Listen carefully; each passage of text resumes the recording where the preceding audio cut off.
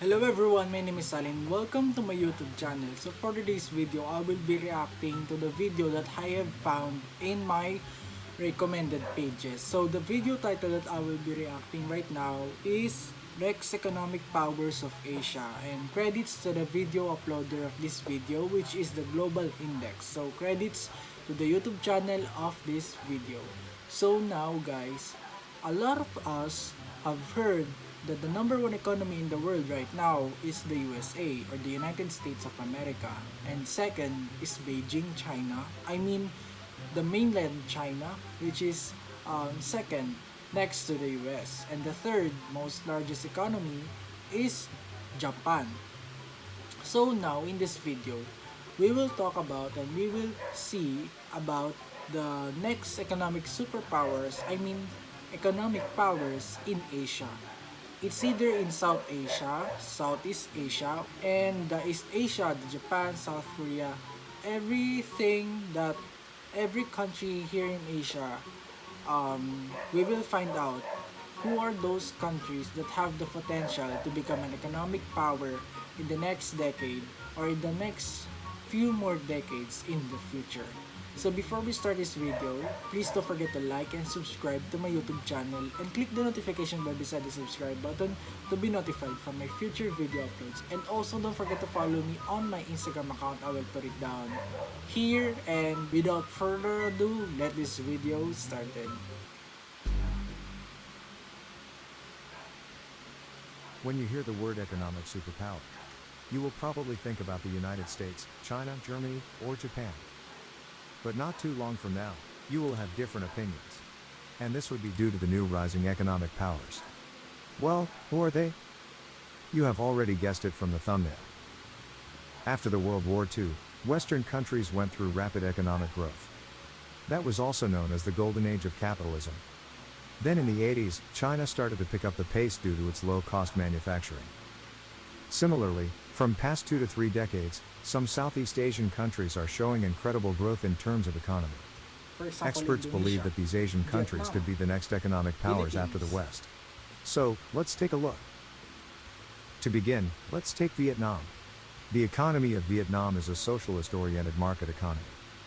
It is the 44th largest in the world if measured by nominal GDP. But if we want to know the future of any nation, then first we have to look at its history. Vietnam has a long history of wars and distraction. Due to this, Vietnam lost its factories, cities, and countless citizens. Plus, it is a communist country, and they followed the Soviet-era economic model. Vietnam did not see any economic growth for a long time. But things started to change from 1986, when Vietnam launched the Doi Moi policy. It was a free market economic reform, which was aimed to restructure the centrally planned economy to socialist-oriented market economy. During 2008 to 2018, Vietnam achieved an impressive yearly average growth in its GDP of 6%. That's huge, 6%. They also reached a 10-year high of 7.1% in 2018. In That's addition, high. unemployment rate was just 2.2% in 2018, That's low. which is the lowest in the world. Vietnam economically moved very fast even after suffering for many years from the war tragedy. This economic miracle of Vietnam is based on manufacturing, which was boosted by trade liberalization, domestic deregulation, and investment in human and physical capital. Vietnam's economic success is a result of providing necessary facilities for doing business with ease and confidence. They focused on improving infrastructure. Their special attention was on transport, telecommunication, and energy. And this has laid down the foundation for future growth. The country is also taking steps to develop the necessary skills through training. And now, after this pandemic, Vietnam has a high chance of attracting investments, as they can provide similar facilities like China. So, this could become a game changer for Vietnam. Now we will look at the second most populous country in the world, India. After the end of British rule, India followed the Soviet economic model with a protectionist policy for economic growth. Before we dig into India, first guys, I have an example here of Vietnam. As the video says here, that they have maximized their human capital, I mean human manufacturing business. For example here, it is made by Apple. It is a Apple dongle from Lightning to 3.5 millimeter jack. So it says here that this was designed in California but manufactured in Vietnam. So some Apple products are switching back. I mean, they are going outside of China because of the tariffs that, guys, the US and China Cold War 2, but because of their tensions, US sanctioned, I mean, US give a high tariffs for Chinese manufacturers of their product. That's why some tech companies are struggling to load their prices of their phones and their other technologies because the cost of manufacturing is getting higher and higher. So that's why they need to replace some manufacturing into their neighboring countries. For example, Vietnam. That's why Vietnam's GDP is 7.1% in 2018, and that's super high, guys. And unlike to our country here in the Philippines, we only get 6%, but that is the highest GDP. But they have the lowest unemployment rate of 2.2%. So that's super low, and that's why I think that the Vietnam will one of the becoming economic superpower in the future. But after the fall of the Soviet Union in 1991, India switched to capitalist economy. After that, India's GDP almost doubled every 5 years. They achieved Look this at the growth growth even after of half India. of its people work in the agriculture sector. So now it's India. Yet from the past decades, India is slowly switching from agricultural to the modern industry-based economy. Today the major contributors of the Indian economy are the service sector, industry, and agriculture. Also, some big tech companies are heavily investing in India. And due to tech investments like these, India stands a chance to become an electronic manufacturing hub. To know more about this, watch our video linked above. India has a huge local market and its labor cost is also less compared to other countries. And this could attract huge investments in the coming time. Yet they have some problems like social and political unrest, lack of infrastructure, and wealth inequality. Although problems like these could resist investors. Now let's move towards Philippines. The Philippines is primarily considered a newly industrialized country.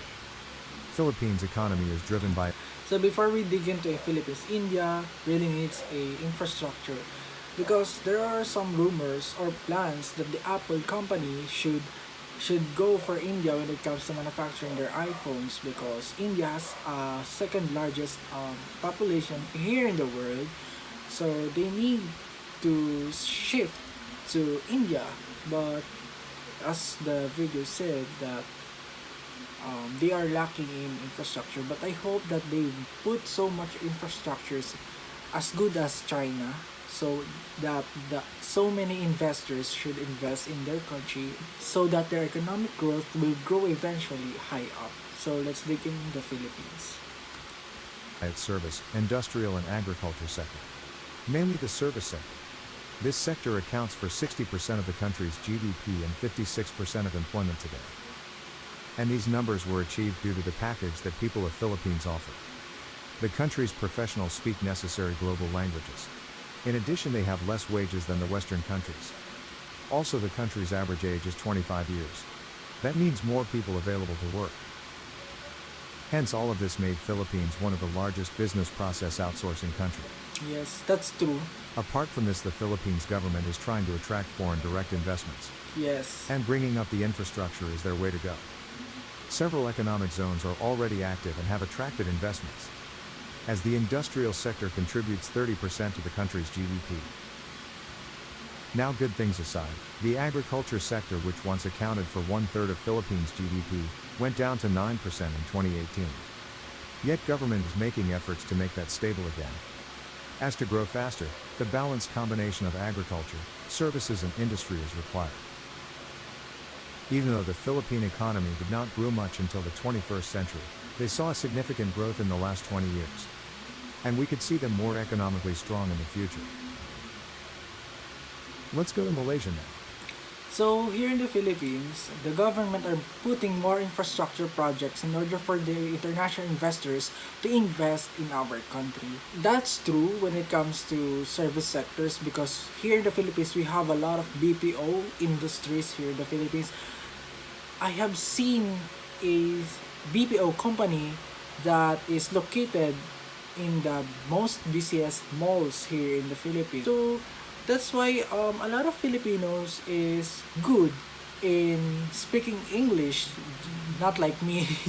So there are a lot of Filipinos that are good in speaking English, and also they have correct in grammar. So that is the most highest contribution of when it comes to GDP. And next is the industrial sector. So we also have some industrial complex here in the Philippines where some workers can go to work and go to the industry that makes about um, electronics and something like that. And next is agricultural, which is the least contributors in our GDP, because they've seen that when they modernized our country, they feel like um, the economic growth will grow higher and higher faster. But that is where the inequality comes from it, because at that time before, the agricultural sector is the most highest contributors of GDP in the Philippines, and we are the one who is the largest exporters of rice before, but now it's not, because of mass modernization when it comes to infrastructures and rising populations. That means a lot of houses. So let's proceed to Malaysia. The economy of Malaysia is the third largest in Southeast Asia, also one of the fastest growing economies. Today their manufacturing and service sector is largest contributor to the economy. But if you see this graph you will understand that the share of GDP of manufacturing sector peaked close to 31% in 1999. Thereafter, it declined almost continuously every year, and had declined to 22% by 2016. The service sector share of GDP has gradually increased from 32% in 1974 to 53% in 2016. Though Malaysia's manufacturing sector's growth has declined, it still produces a large amount of products. Assembly of electronic equipment, electrical machinery, appliances, and production of chemicals and textiles is done in Malaysia. In addition, the country is a major producer of rubber and palm oil, petroleum, natural gas, and is one of the largest sources of commercial hardwoods. One another advantage that Malaysia has is, it is strategically situated between Singapore and Thailand. Because of that, Malaysia provides the perfect investment opportunity for foreign businesses, while promoting convenient access to other expanding markets within Asia. One of the reasons behind this economic growth is, since the early 1970s the government has championed a social and economic restructuring strategy, known as the New Economic Policy. Also, the privatization of many public sector activities promoted private investment and infrastructure development. So, with continued technological development and infrastructure growth, Malaysia could emerge as an economic superpower. Now let's take Indonesia. The economy of Indonesia is the largest in Southeast Asia, and is one of the emerging market economies of the world. Indonesia has made enormous gains in poverty reduction, by cutting the poverty rate by more than half since 1999. The country hasn't suffered negative GDP growth since 1998. Indonesia's economy is mainly based on trade, manufacturing, and services. In that, manufacturing is a large component of the country's economy. It contributes 20% of their GDP. The country is also a major exporter of crude petroleum and natural gas. In addition, Indonesia is one of the world's main suppliers of rubber, coffee, cocoa, and palm oil. Yet the economic growth of Indonesia is lower than expected from past few years. And this is due to lack of infrastructure. Although large and growing population is major advantage to attract foreign investors. But this could happen only if infrastructure improvements are made to promote higher GDP growth. As this would also help Indonesia to get out of the middle income trap and rise as an economic power. So, in the coming time, these could be the next countries to show a major influence in the world economy. Yet the pandemic we all are going through makes things more uncertain to predict. Yes. Still, we would love to know your views on this. Please write them in the comment section below. And we are glad you watched the full video. Please hit the subscribe button and give this video a like. Yes, please Thank subscribe you. to their channel. So that's it. That's the end of the video. A few moments later. So guys, I'm done watching the video that I have seen on my recommended page. So no one did requested this video. So I'm just kind of interested of the future economic powers in the future. So let's talk about Malaysia. So Malaysia is, I think they are the highest producers, highest exporters of natural gas, because they are strategically positioned on their geographical position. This is not a fact, it's my opinion. And I think Malaysia will grow their economy too. Next is Indonesia. So Indonesia is the number one largest economy in Southeast Asia. But the video says that it still lacks of infrastructure. Yet I have reacted so much infrastructure projects and infrastructure buildings and roads by Indonesia, and I was amazed by the infrastructure because they were much better than in our country, and I am glad to react to their videos because it's like taking a pride for their country, and I hope that these countries that mentioned here will grow their economy eventually in the future and to become economic power in Asia. So that's it. That's my reaction, guys. If you have yet subscribed, please don't forget to like and subscribe to my YouTube channel and click the notification bell beside the subscribe button to be notified from my future video uploads. And also don't forget to follow me on my Instagram account. I will put it down here. And if you have enjoyed, this is merely my opinion, guys. It's not stating a fact about my opinion. It's just an opinion, it's not a fact, by the way, guys. If I have said any wrong, just comment down below and let you guys correct me whatever I did say wrong. But I do respect all of you guys who are commenting and correcting me, because I'm okay with educating other people, not criticizing them. Just share love, guys, and don't fight with each other. So that's it. I hope that you enjoyed this video, and thank you very much for watching, and see you on my next video upload. Peace out. Bye bye.